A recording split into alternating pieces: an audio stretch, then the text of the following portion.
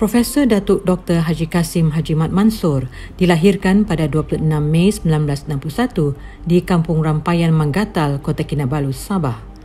Beliau adalah anak ketujuh dari 8 orang adik-beradik pasangan Bajau Samah Haji Mat Mansor dan Brunei Dusun Hajah Fatimah Masih. Beliau adalah anak kampung SK Rampayan yang paling berjaya. Awal pagi bersama ayah dan ibu serta adik-beradik berjalan kaki sejauh 1 kilometer menimba air telaga untuk tujuan mandi dan keperluan seharian. Setelah itu, beliau bergegas pula ke sekolah yang beratapkan rumbia berdinding nipah. Itu pun, dia dan rakan-rakan sekelas terlebih dahulu membersihkan lantai tanah merah kelas mereka yang terdapat najis kambing yang bertiduran di malam hari. Jika dahulunya dapat menatap langit dari bumbung atap rumbia sekolah, kini sudah mampu melihat UMS, sebuah universiti tersergam indah dari kampungnya. Kesempitan hidup telah menjadikan beliau bersemangat melangkah jauh ke hadapan meningkatkan ilmu pendidikan. Semangat ini memberikan keberanian merentasi lautan samudra melanjutkan pengajian ke Amerika Syarikat, sebuah negara yang pada masa itu sangat jauh terkehadapan.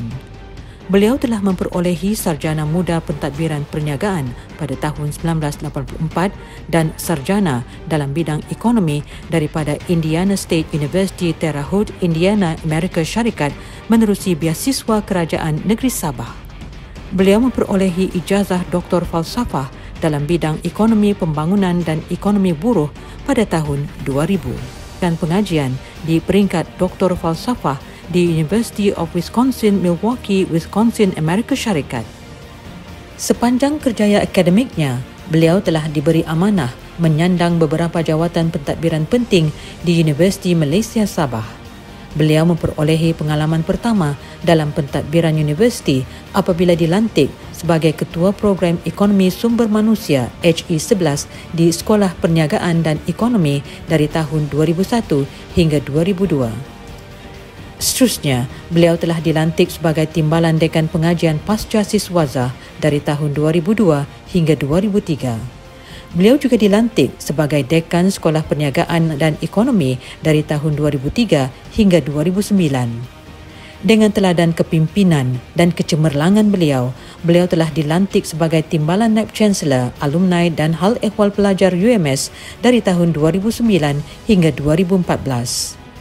Kini, beliau adalah profesor dalam bidang ekonomi sumber manusia, menyandang jawatan akademik, pengajaran dan penyediaan serta memegang jawatan sebagai Dekan Fakulti Perniagaan Ekonomi dan Perakaunan. Beliau telah menerbitkan lebih daripada 100 penerbitan dalam bentuk artikel jurnal, bab dalam buku, prosiding dan kertas kerja persidangan.